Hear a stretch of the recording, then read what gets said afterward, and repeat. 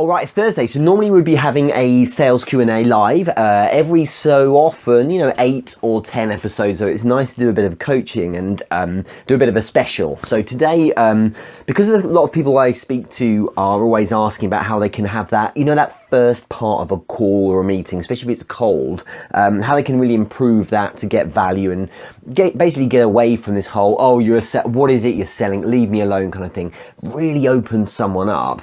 And so today I'm going to talk a bit about framing, the concept, and give you a few examples of different types of framing. A lot of people use the idea of the frame is to make someone feel a certain way or view you through a certain perspective so that the sell becomes easier. And this is a case of leveraging the fact that you're dealing with human beings. And if you're dealing with human beings, you're dealing with social creatures with emotions, and you need to use those and leverage them in the right way so that you're seen in the right light when it comes to actually delivering the product or the service that you're actually offering. So many people talk about biases as well, and these frames or they make use of biases in the way the brain operates. So that's effective, and if you understand psychology and biases and the way people think, then you're often much more effective in your sales. I think the issue at the very start of calls or meetings, or especially these first cold calls or first engagements, is that the salesperson tends to focus too much on what they're trying to do and what they want to talk about rather than the client's needs. So if you're taking notes, job number one is bear in mind that you must also always be looking first and foremost from the client's perspective. So before you do any sales calls or meetings, you should be writing down not what are the benefits of my service, but what would be the benefits of my service from the perspective of a client. And it's interesting, when you put yourself in their shoes, you often view things differently. What you think is cool, impressive, or great about your product or service is often wildly different to actually the way a client would see it. If you've got clients already, you need to get out and ask them, what is it about the service you really like? I've always found this is really interesting. I remember when I was offering, I'm not going to say what they are right now because it's sensitive, but I was offering a particular type of product in the past, and there are a number of components of them, and I worked my nuts off to build one of the components, and two of the others were like just incidental extras. And I thought, because I put so much work into this section, that benefit would be of most interest. No, not at all. The client's like, yeah, that's all nice, but we like you for this. This is the thing that does it for us. I'm like, I could have binned that off altogether and kept just these little things and sold that. And in fact, I ended up doing so. So it's interesting when you ask or find out, put yourself in their perspective. What is it about your product from a client's point of view? And that's something you need to be leading with as you're entering in. So you need to be talking about benefits that are going to resonate from the client's point of view. But basically, you should be looking to open with a statement of value that ideally answers a question, or maybe even asks a stimulating question, rather than just talking about yourself. One of the biggest problems, and I was in the city yesterday doing role plays with sales execs who are tasked with making millions of pounds a year, and even they are, they're just talking. There's no opening engagement. There's no attempt at creating some kind of rapport by having a conversation with this other person at the end of the line. It's just chat. And the problem is that if there's no engagement, you're setting a culture or a tone for this conversation that you'll be chatting and they won't. And the thing is, when you're doing calls rather than face to face, of course you can't see them, and so they're likely to be like, oh, I got an email, I'll just check that while this guy's whittering away, or I'll just check that message I got. When you're face to face, it's easier because it's rude to do that. But if if you're not letting them in, they'll be like, I'm bored now. It doesn't matter what you say now, because they're going to be just interested in other things. Engaging and letting them bring them in is going to make a big difference in terms of them paying attention to what it is you have to say.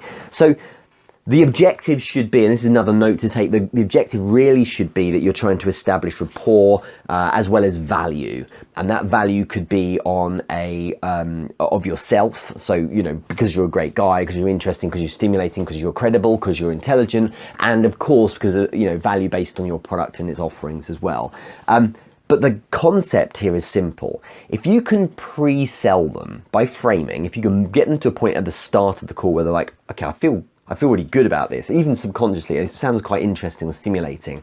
They're going to want to view you positively when you then get into the detail and the consultative side. So when you get them in a good state, they're in a better frame of mind to view the other things you have to say. And look at it this way, I mean, so many times probably you've spoken to someone and they've had a really bad morning. Maybe it's just a friend or family member. Imagine something really bad's happened to them, and then you want to talk to them about something. They're just not in the mood. So this is about getting someone into the good kind of mood, so then they're more receptive to what you really have to say when you get to the juicy parts. But let's look at a few frames. I want to look at 3 today. So the first frame I want to talk about is one that's really simple, which is a loss aversion frame. Some of you probably know this kind of thing already. There's been loads of studies on it. And the human being, the human brain, if you like, is more interested in saving themselves against loss as opposed to beating, or as opposed to trying to get gains.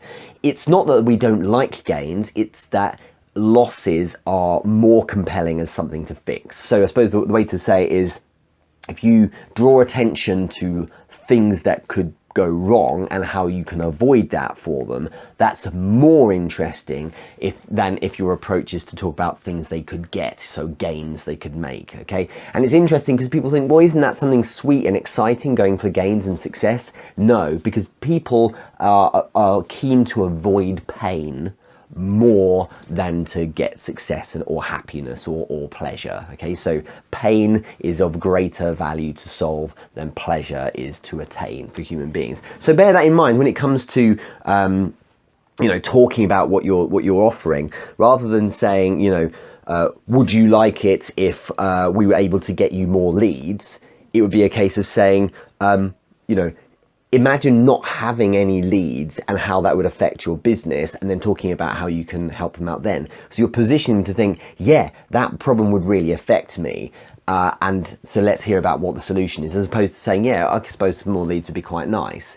And you might think the net result's the same, but actually, because even though you're talking about the same product, you're just positioning, and I've just given you a clunky example there, but you're positioning it as, look, I recognize there's a problem. Oh, I feel a bit bad now about it. And of course you can, there's lots of other things. You can check out my videos on spin selling and things like that, and you can then turn the knife and things and really dig into where the problems are, take them on that roller coaster, and then be in this knight in shining armor. And you move to this position where it's like, oh, I'm feeling this almost visceral reaction to the pain or problem or challenge or thing that's keeping me up at night. And now, you're here and suggesting what that solution is. So they always knew that pain point deep down, but you're bringing it to the fore and putting it adjacent to you as the solution provider. It's far more compelling than saying, would you like something, would you like more of this, or would you like it if I improve that for you? It's far more effective to focus on solving a problem. So that's loss aversion as a framing technique. The next one I want to talk about is the idea of potential. So it's potential emphasis, or emphasis on potential frame. And there was a study done by Stanford University in 2012. If you go to the Stanford website and you type potential emphasis framing, I think you'll find it is it's a PDF you can download.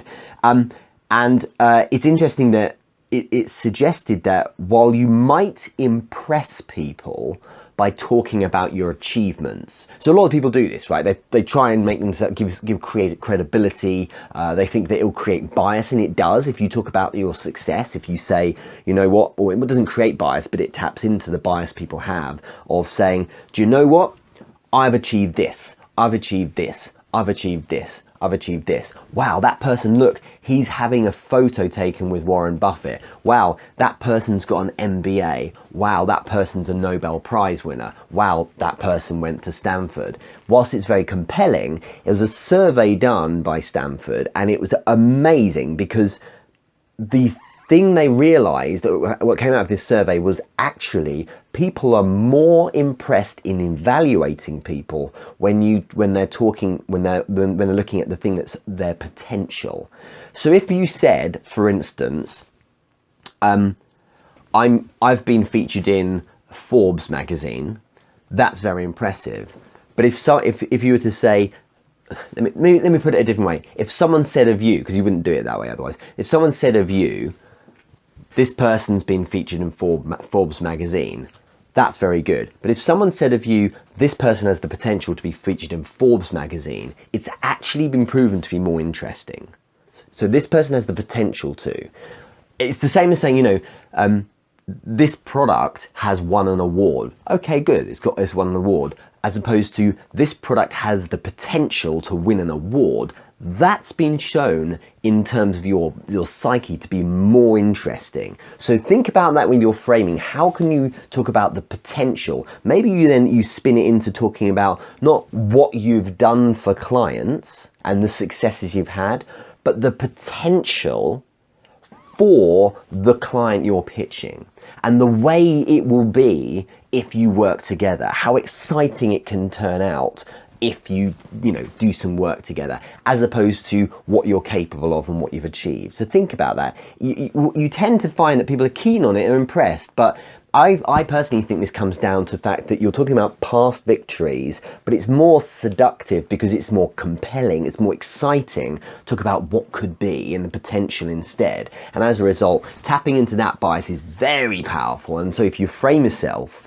when you're pitching someone, or frame the situation and the proposition in terms of the potential emphasis, it's far more exciting to do it that way. So think on that one. That's new for me. I read about this recently and I thought, okay, it's a really good way of looking at it. So yes, Stanford's study in 2012. And then one more thing, which I think is very powerful, is the imperfect product frame. Now, the imperfect product frame is the idea that if you present a perfect product in the way you describe it, or a perfect service, you're like, it's amazing, it's perfect, it does this, it does this, it does this, it's utterly flawless. What happens is people are like, okay, great, it's the big sell, I get it, no problem. But when you add in a flaw, some people, I read an article, a blog article, and someone called it a blemish, but you add some little imperfection in there, suddenly it becomes real. And there's a saying I always have, which is specific sell. If you're not specific and give detail, it doesn't seem to sell as effective, or at least it doesn't become as believable.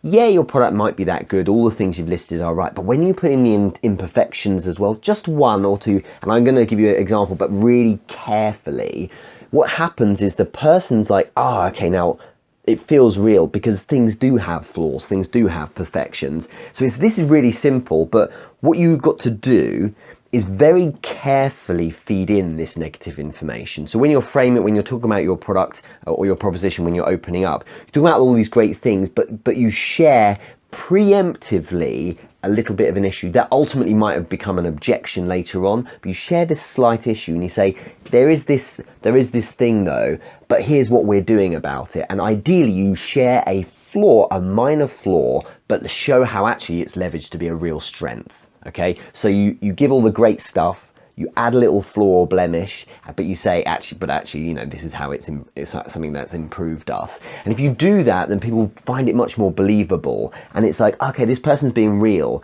And of course, then that builds trust, because you're willing to share this flaw. And people tend to like that because, well, if you're trustworthy enough to share flaws about your product, well, then you're trustworthy enough to perhaps invest in. So think on that. Those three: loss aversion, the potential emphasis, and the imperfect product framing. These three approaches are very effective in moving someone to a position where they view you in a positive light, because you're the solution, or because there's excitement in terms of the dream about what you could be when you work together, or because it feels real, and therefore there's just that much more compelling level of trust really in what you're offering. Let me know what frames you've tried, but these are things you need to be putting in at the start of the conversation. Let's move away from just chat about why you think they're great to work with you. Focus more on benefits that are going to help them, but put it in that right light, so they're like, oh, okay, I'm feeling like this propensity towards, or receptivity towards, working with you. Hope that helps. I'll catch up with you really soon, and have a great day. Take care. Bye bye.